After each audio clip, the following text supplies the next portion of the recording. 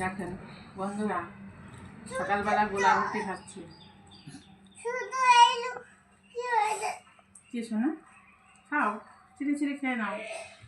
দেখো কেন চা খাবে না? চা খাবে না তুমি?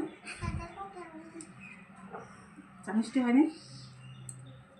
জল দিয়ে খাবে? চা ঢেলে নেবো আমি? কেন কি কাণ্ড, তুমি খাবে চা? শোনো, এই দেখেন আমার নাতনিটা কিরম বলদের বলদ, যা খাবে না জল দিয়ে রুটি খাবে। কি এরকম